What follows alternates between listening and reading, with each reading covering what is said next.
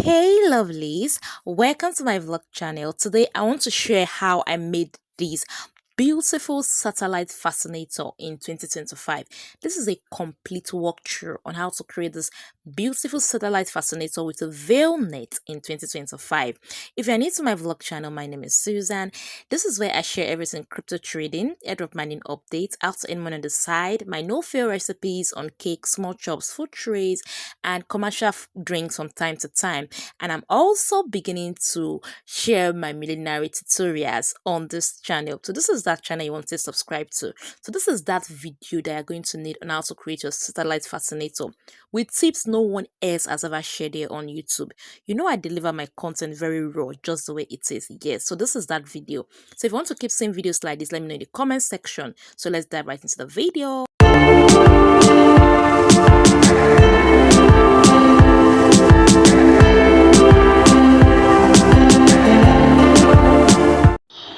So these are the list of all the materials I'm using to create this satellite fascinator, and I'm using veil net, the brim cage kind of satellite fascinator. So I'm making use of this feathers.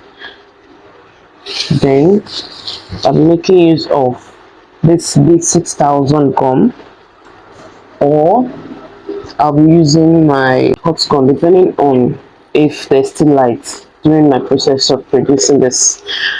So I'm just listing out all items.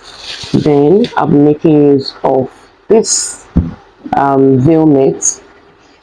Then I'll be listing the items also in the description box of this video.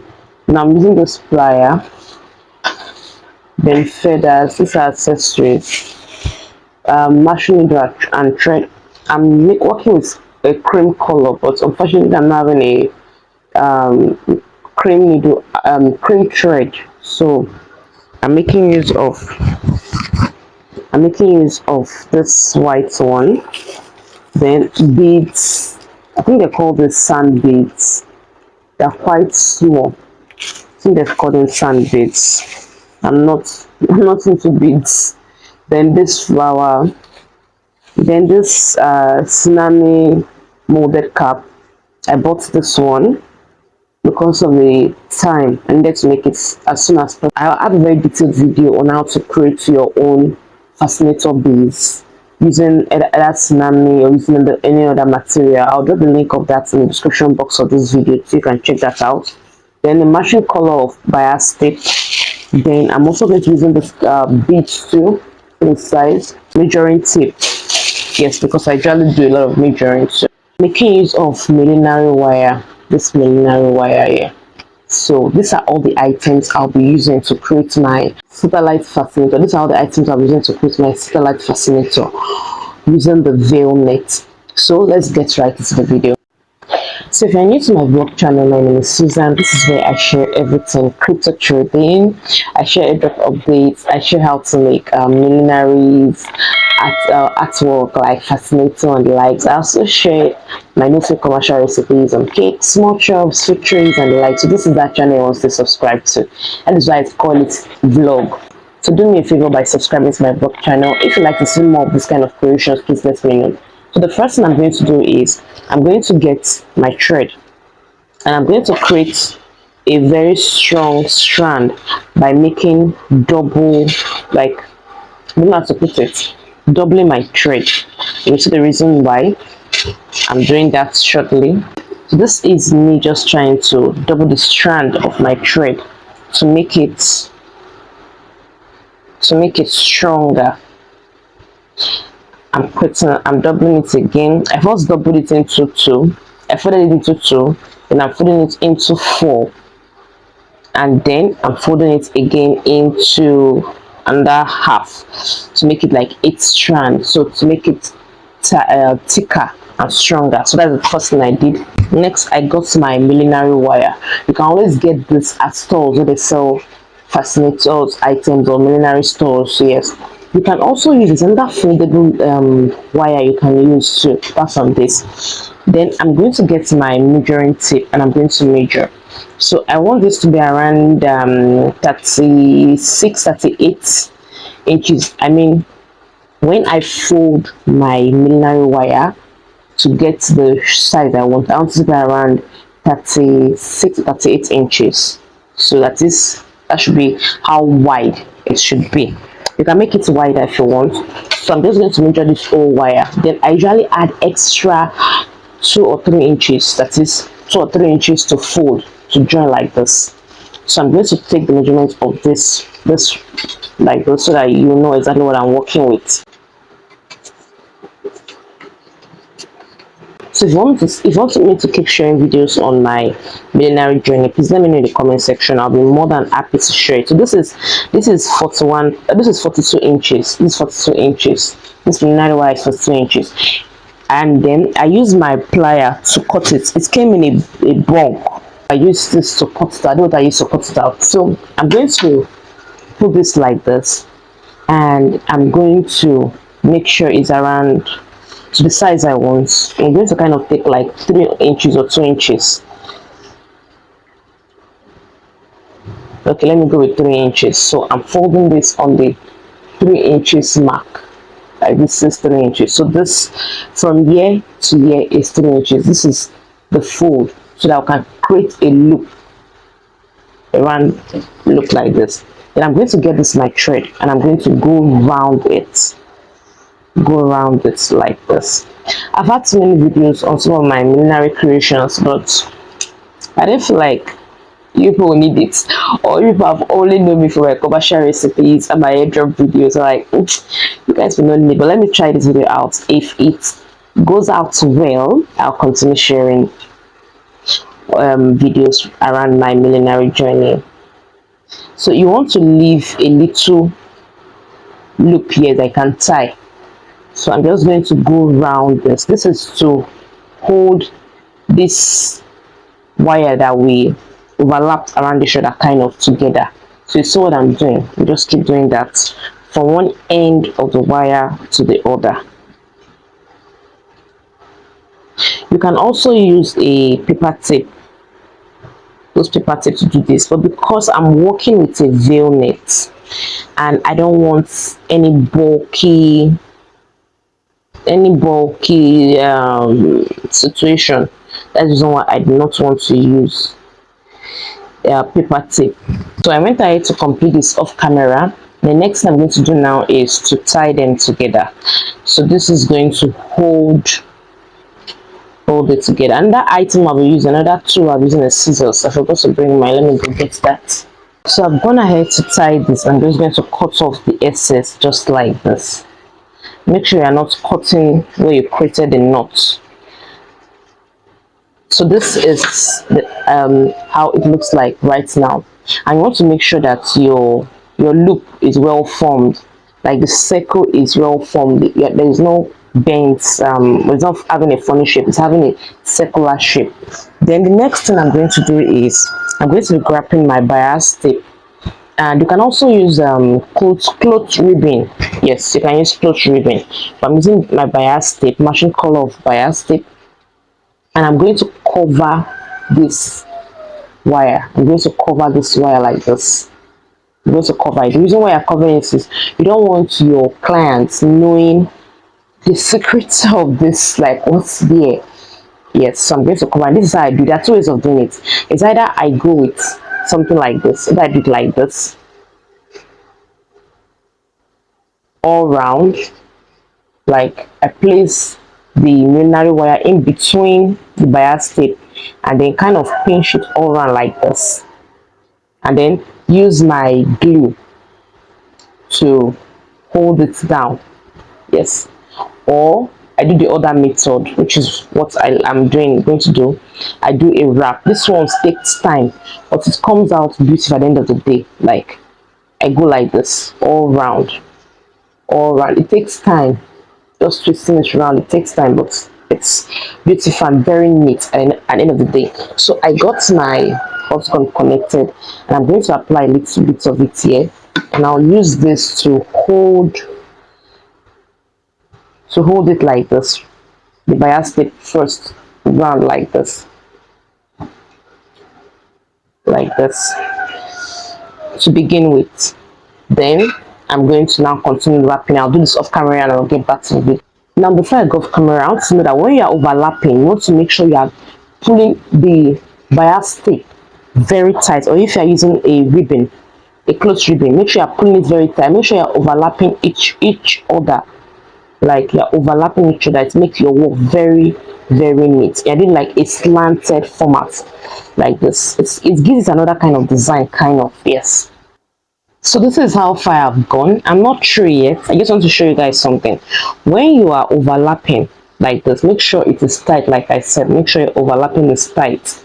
And apart from that, this bias tape is going to be tangling as you overlap. See, it's tangling. Another thing is you need to pass it, this unused one, you need to always pass it through your wire like this, so that it doesn't get so tangled that you can't work with it. Once you're working with it, you understand what I mean. So you need to do that constantly, and this is the only hardest part of this job. Honestly, it's the only part that needs patience. So let me continue. I'll get back to the video. So finally, I'm through. Just going to I've gotten to the point where we started. I'm just going to overlap that. Like I said, this is the only video you need on how to make a very good Satellite Fascinator with a veil net in 2025. So that's the reason why I'm taking through some process that I've just done off camera. So I'm just how I'm moving the bias tape, the leftover, so that it doesn't tangle. So once you secure this veil, I'm going to be applying my hot gum. I'll apply my hot gum and then I'll seal this up nicely.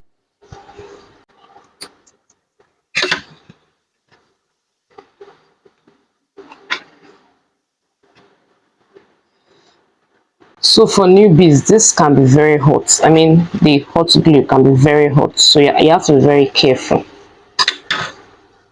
I want to make this as neat as possible.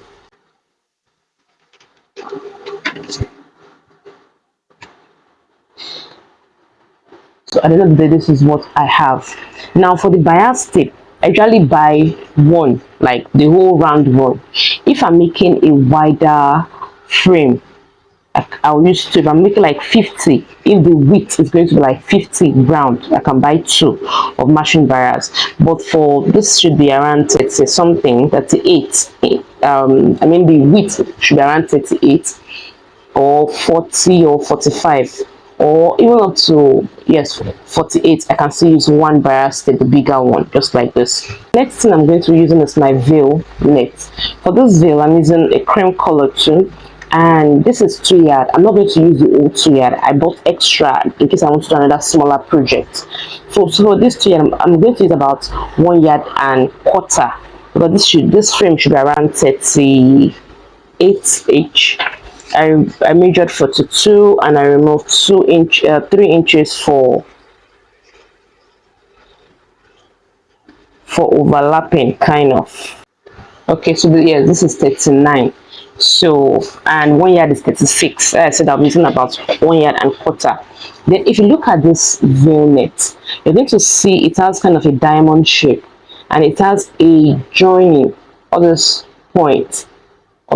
Please take note of them, because we're going to be needing this little points here. We're going to need them in a moment from now. Remember that this our frame here is 39 inches, so I'm going to measure that 39 inches on my net. Yes, the reason why you need to measure it is so that you get the right measurement. So I'm going to measure the 39 inches on my net. I just hold my net one end together like this, and I'll take a measurement.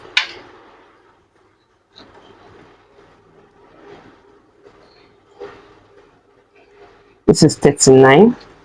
I'm going to add extra 1 inch. I'll add extra 1 inch. So I'm going to be cutting it at 40 inches. So like in my other videos, you can always leave me comments in my comment section. I will definitely respond to your comments. Yes, always leave me comments, ask me questions. I am that one content creator that usually responds to comments. So this is 40 inches. So after doing that, I'm now going to pick up the 2 inch, and I'm going to glue them on each other. That was why I cut an extra 1 inch. I'm going to glue them on each other. Now when you are gluing them, you want to make sure that you are gluing on like this joining. This joining, let me see if you can see it this way. This joining, this point, you want to make sure you are gluing them on each other. You can also run a stitch like to sew it. You can sew it. Like get your needle and thread, or thread your needle, and then you can pick them up and sew. But I don't like that because it's going to show a sewing mark all through down, and sometimes the accessories will not be able to cover them. So I prefer using the other method, which is gluing them to each other. You can use your B6000, or you can use your hot gun, depending on the one you want to do. So I'm going to do that right now. If you're using your hot gun, very careful, it is very, very hot. Or you can use your B6000. So I decided to use my B6000 because it doesn't leave a trace like when you use your hot gun. Just see what I'm doing. It's from that point I'm putting it, and you want to pick a line, follow that line all the way down, all the way down. I know one thing about B6000 is you have to wait a little bit for it to firm up before you stick, before it actually sticks. So this is just me. See what I'm doing. Then I'm going to kind of press it to stay in place. It's going to be a lot of stickiness here, but just take your time and do that. See, just like that, like this, and I'm going to do that all through, and I'll get back to the video. Now the part I use for overlapping to glue the 2 ends together is that 1 extra inch allowance that I took, that 1 inch allowance. Now one trick is I place it on my laps, and I just wanted to show you so that you see the evidence. I place it on my laps, so you're going to see some traces of glue marks. Yes, so that's the reason why I don't like using the hot gun, so I don't get myself burnt. And then on my laps is what I did. After I line it dry, I just patted it like this against my laps. So I'm doing it on my palm, my hand, so that you can see. And then see, the 2 ends are glued together just like this. So it is that extra 1 inch allowance that I took. You know that this frame is 39, I measured 39, then I added extra 1 inch. It's that extra 1 inch allowance that I took that I used in doing the gluing together. So if you don't understand, please ask me a question in the comment section and respond. So after doing that, this is what we have now. We have something like this. So I'm now going to put my wire inside, and I'll make sure my wire is at the center of this net, this circle. It's at the center of the circle, just like this.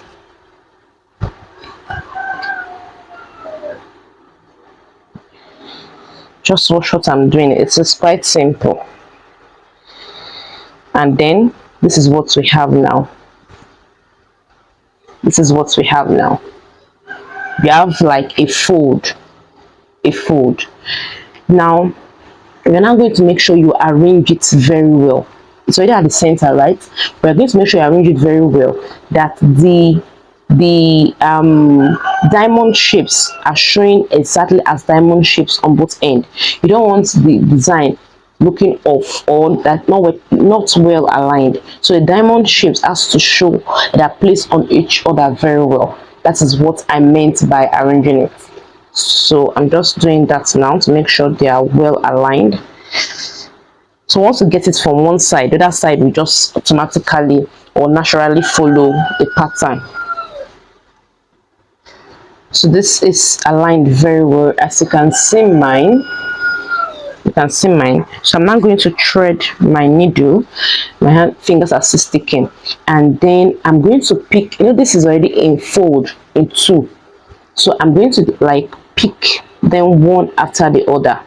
I'm not taking from this first point, I'm not taking from this edge. I'll go to like the second line, and I will picking this, like going round like this, as if I want to do a running stitch, just like this. The reason why I'm doing that is we need to create a fold so it looks like this. So I'm just going to do that all around. If you don't understand anything, please ask me in the comment section. So I'm taking the two loops together.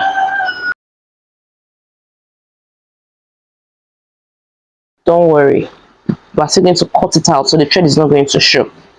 This is just to gather the nets together in the middle.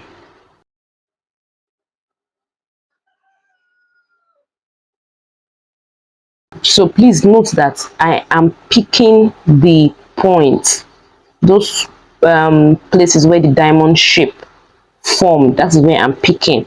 I'm not sewing through the hole. I'm not sewing through the big hole. No, I'm not sewing through the big hole. I'm picking the points. I'm picking the points. See those points. That's what my needle is running through.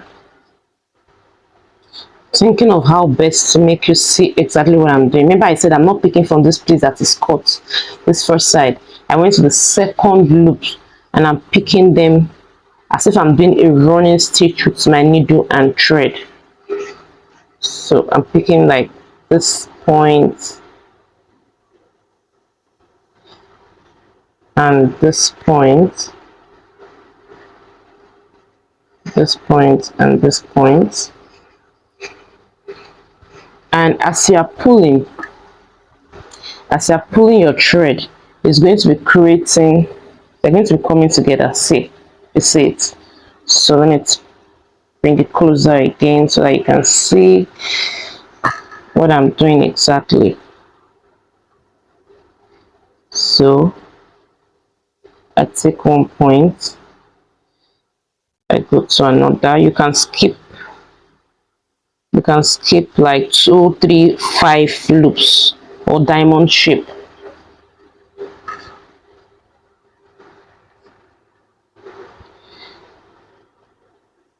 So I go to the next one, pick, I skip, I go to this one here, I pick the two together. I'm picking both of the overlapped veil nets. I'm picking both. Don't pick only one. Pick only one. That means I need to join the stitch all over again for the second one, which is another work on its own. Although this doesn't take up to like 10 minutes, you know. But you're picking both together. So, and then for my thread, I doubled it so that it's thick while it's going inside. So I'll do the rest of camera and I'll show you what the result is at the end. At the end of the day, this is what it looks like. This is exactly what it looks like. So if you want it to be bent or anything, just see what I'm doing. So I can run my stitch several times through it, or I'll just use my thread. I'll just pull it and then as if I'm tying. So if you want to bend, if you want your satellite fascinator to bend, just do what I'm doing. Just tie it round, like use your needle and thread to go around it as if you're tying.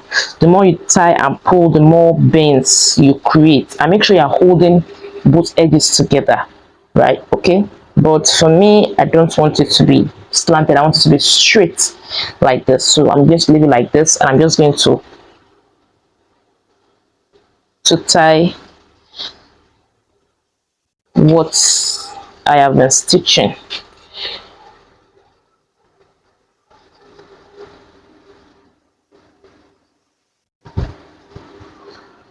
So I'm just tying it.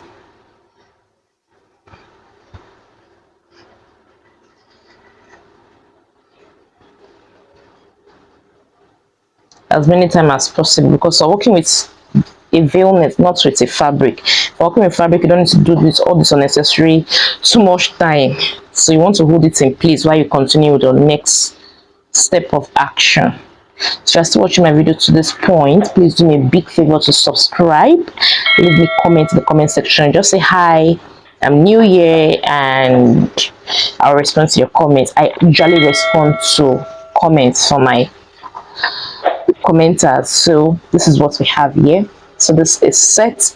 The next thing is I'm going to cut off the excess thread, and I'm going to thread my needle again because we're almost finishing up our satellite fascinator. So having done this, I'm going to get my molded Sinamay base, and I'm going to place it at the center just like this, and then I'm going to get my threaded needle and thread, my threaded needle rather, and then I'm going to sew. You want to make sure your molded fascinator base is at the center just like this, so that you take your stitches. If you have watched any of my headwear tutorials, you know you know that my hand stitchings are very neat. So I'm just going to do that. Yeah, I'm going to do that, and so just stitch it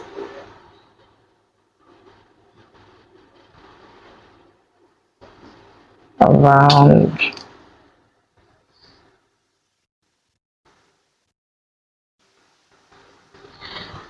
So I'm going to stitch around.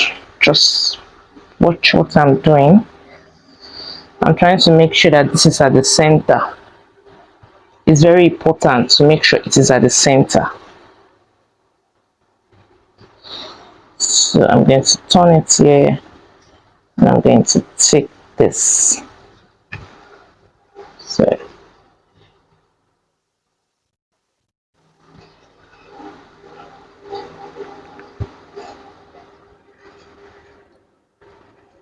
So I'm going to run a couple more stitches, and I'm going to get do the rest off camera. I just want you to see the way I place my hand on it to hold the fascinator base in place, and I'm picking it and I'm stitching it.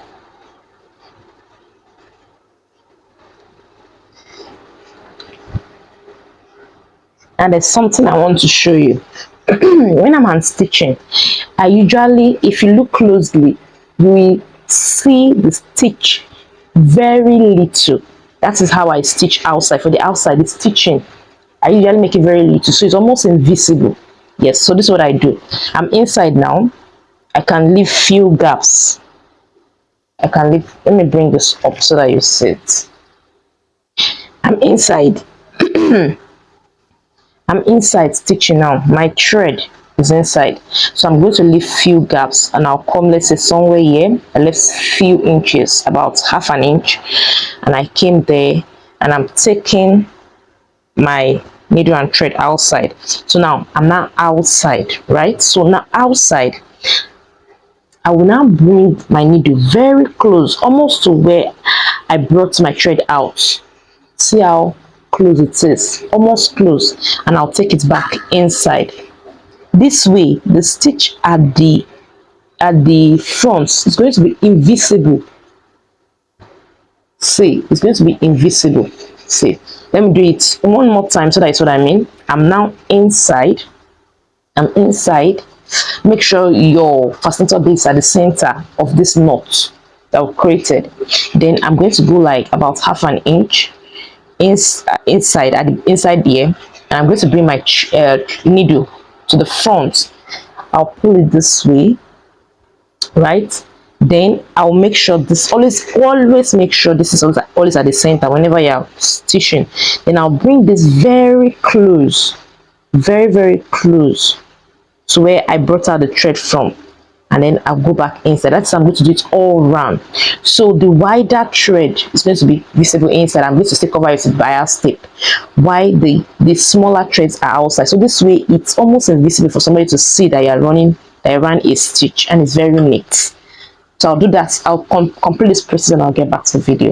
Now, another thing I want you to note is when I'm doing my stitching, I'm also still picking those points, those joints. That is the same point I'm still picking when I'm doing my stitches. This way you are holding the net in place, so don't just start sewing randomly, sewing the holes randomly. No, make sure you're still working on those points when you're picking the stitching from inside.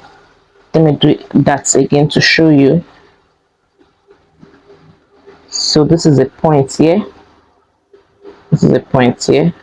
That's what I'm picking when I'm sewing from inside. So I'm not just randomly stitching or blindly stitching. No, I'm working on those points. So I'll do that all through. So people usually use gum to first of all apply or to place this fascinator base on the net or on the fabric.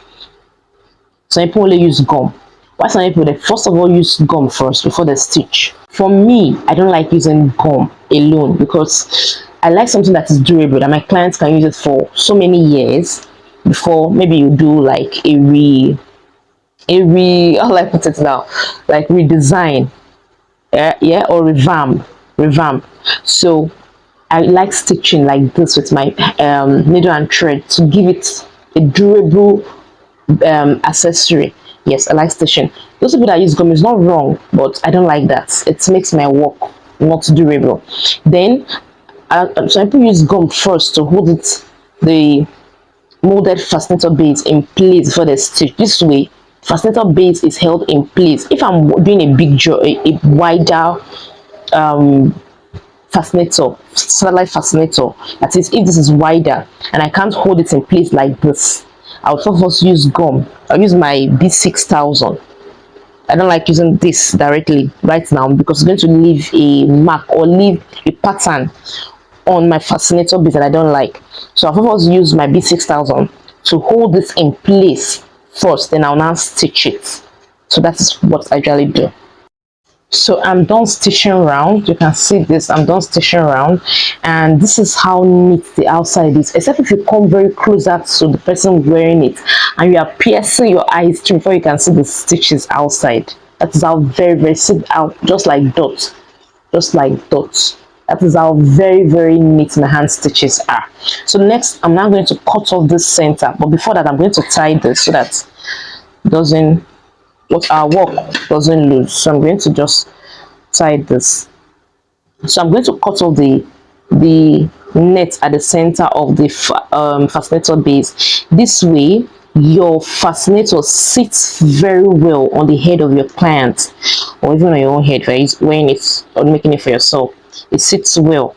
So some people have brought some fascinators for me to revamp, and I discovered that some fascinator makers do not cut, some of them do not cut off the center, they don't cut it off, which is awkward, very awkward, because the fascinator is not going to sit very well on the head of your client. So now I'm going to cut off this, and look at where I'm going to cut. Remember that we're not working with fabric, this is a veil. So I'm going to be very careful when cutting so that I do not cut too much.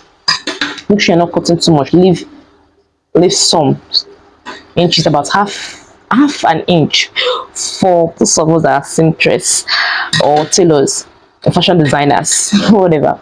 So I'm just going to make sure I cut. Don't worry, it's not going to affect this. Now if you followed my sewing pattern, it's not affect it. Trust me, it's not affect it, especially if you're working with veil net like this, because I told you to sew on the points where those diamond shapes formed. So if you follow that pattern, you're not going to have any issues. So I'm just going to cut.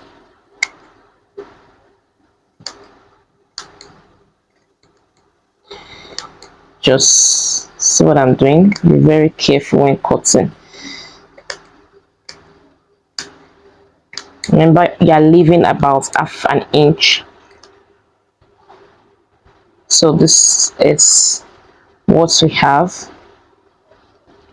and I don't usually throw some of this away. I usually use this to create something else. So this is what we have. This is how neat it is. So the next thing we're going to do is we're going to now use our bias tape to hide all this, so the edges looks very neat. So use a matching color of bias tape. So look at fascinator, satellite fascinator is coming out pretty already.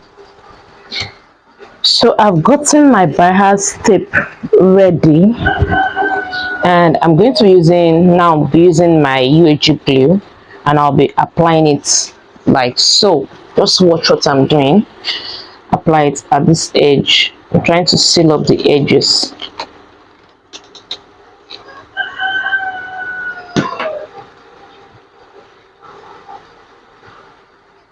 And you want to make sure you're doing a very nice finishing. See, just like this. Make sure you're doing a nice finishing just like this, and I'm going to continue doing that all the way through. We're trying to hide the inside sealing or stitching, and also where we cut off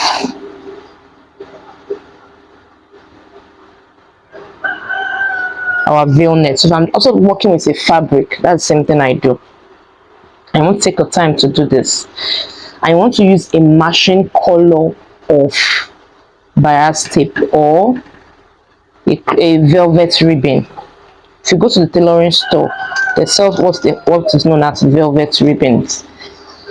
So, or you can use cloth ribbons. Matching color, please. I want to do a finished job, a neat job. So I'll do this all the way around and I'll get back to the video.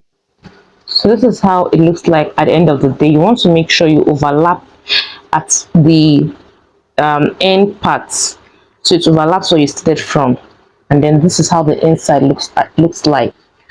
We are almost through. So the next thing I want to do, and what I did not remember to introduce, was my elastic. You can use elastic or you can use Alice band, but I'm using elastic because I discovered that over the years the elastic sits properly well on the head of your clients compared to when you use Alice band, even when you use the bigger ones, because sometimes you make some hairstyles and the hair band or the Alice band is not going to enter into your head or sits very well on your head, and it's going to be making the fascinator look awkward or odd or off. It won't give you a good fitting. So most time I generally advise my clients to go for elastic. This elastic, you can suit into any hairstyle you make, and it's always sitting properly. So I'm using, you can use Alice band anyway, it doesn't bad in it. So this is an elastic. This is 12 inches. This is 12 inches. This is 12 inches, and I'm making this for an adult. So you want to first of all put this on your mannequin to know where you're going to add the elastic, or use your head. Place on your head to know where you want to place the elastic. So I'm just going to use my head as a point. Put it on my head to know where I want to place the elastic. So I decided I'm placing the elastic here. So I'm going to get my threaded needle, and I'm going to run my stitch, just go in and out a couple of times, and this sweep will be sitting properly. Remember my tactics: where your thread is coming out from, you have to go in very close to that place so that you hide your stitch outside. I went in and out of my hat about 7 times. So once I was satisfied, I'm going to cut the excess thread, and I'm going to tie it, and I'm going to repeat the same thing for the other end of the elastic so that it forms like a loop, something like this. So if you watch my video to this point, hey, I'm not yet subscribed, please do me a big favor and subscribe. Let me comment in the comment section, ask me questions, and I'll definitely respond to your questions. I usually respond to my commenters. So I'm just doing the other side. Make sure whenever you're cutting and tying your thread, you're always doing that inside, not outside. So with this, you are practically done with your satellite fascinator using the brim cage or the veil net. So this same principle, this same method can also be used for when you're making satellite fascinator using a net, a fabric net, or any other fabric of a choice. The same method works fine. So I've created so many satellite fascinators myself for clients. So if you want me to keep sharing videos like this, let me also know in the comment section, and I'll be glad to share. So this your satellite fascinator is ready. So next thing I'm going to do is embellishment. Yeah, this is how it looks like, very neat. So for embellishment, I'm going to start with placing beads on it. I don't know how this is going to run, but I'm going to be applying beads using my hot gun to apply beads. So let me start. I just want to bead this whole molded beads. I want to bead it well. I have an idea in my head, so I want to try it out and see how it goes.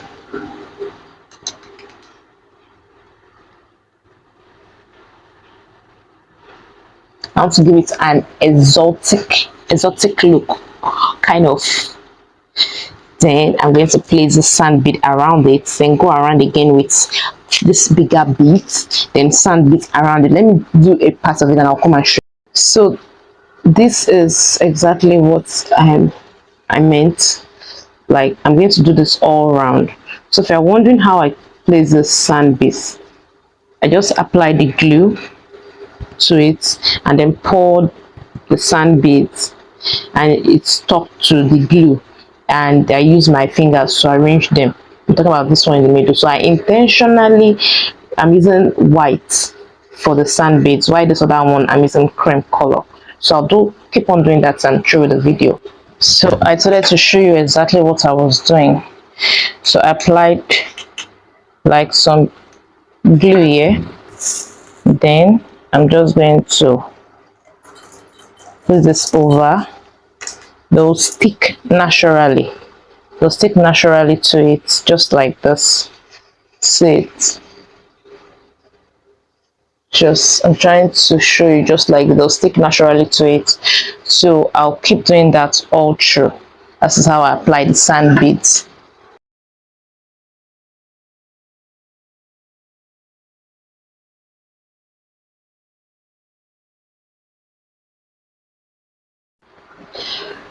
So at the end of the day, this is what I have left. This is what I have what I've done. So I'm going to add other accessories to it right now.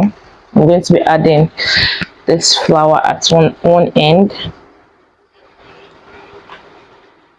So first of all, add the feathers first. So you just need to, you can do whatever accessory you want on your fascinator, but this is how I want it to be.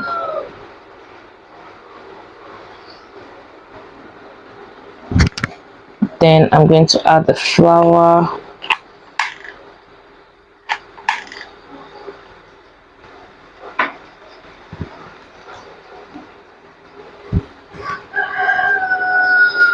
So it should be looking like this.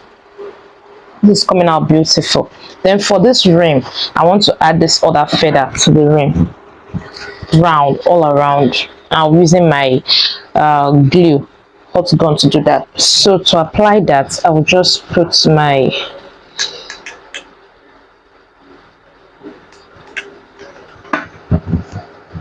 hot gun around there, and I'll just pick a starting point and I'll put it just like this. Now this feathers is 1¼ 1.25 yards, 1.25 yards.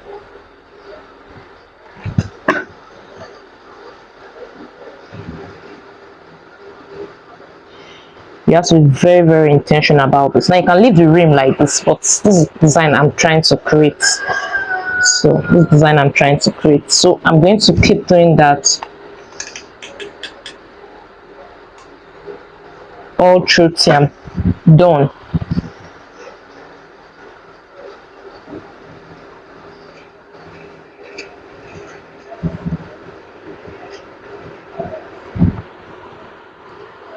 So this is what it looks like at the end of the day. Very neat. So if you want to package this for your clients, you get those big laundry nylons, one they use for laundry. those dry cleaners, you get them from tailoring store. Then you place your fascinator inside. Make sure you have done your work so that you know the size of the nylon you are going to get. Then you get them, you put your fascinator inside, and then you add your label, and that is just it. This is beautiful, this is detailed, and ask me in the comment section how much this is sold. Ask me and I'll tell you. So that is all for me for now. Thank you so much guys for watching. Let me know in the comment section if these are videos you want to keep seeing, and I will definitely keep sharing them. See you in another subsequent millinery tutorial. Bye for now.